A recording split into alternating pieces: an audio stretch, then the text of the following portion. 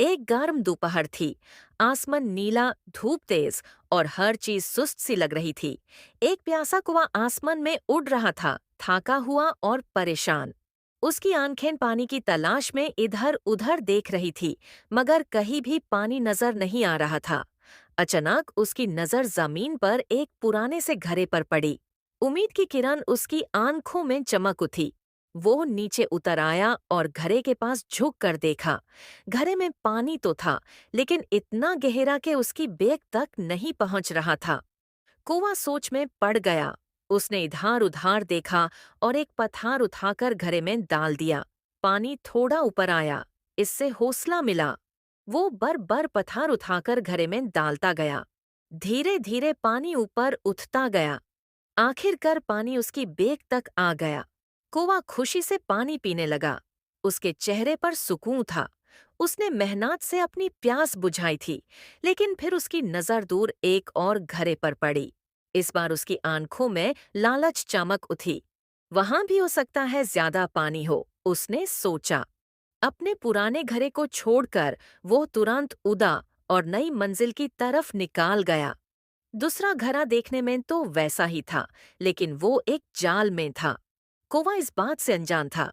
जैसे ही वो घरे के पास उतारा, एक दुम से जाल उस पर गिर गया।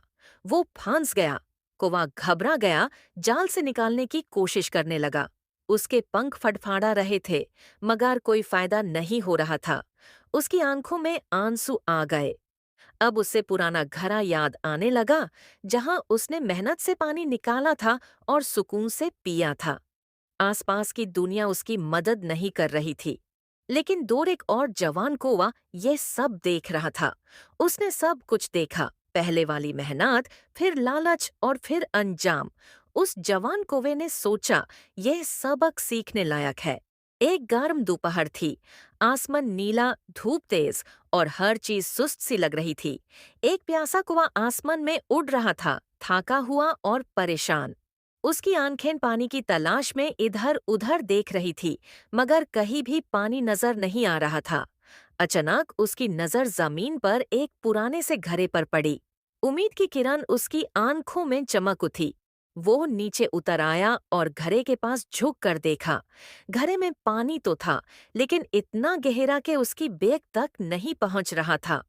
कौवा सोच में पड़ गया। उसने इधार उधार देखा और एक पत्थर उठाकर घरे में डाल दिया। पानी थोड़ा ऊपर आया। इससे हौसला मिला। वो बर बर पत्थर उठाकर घरे में डालता गया। धीरे धीरे पानी ऊपर उठता गया। आखिर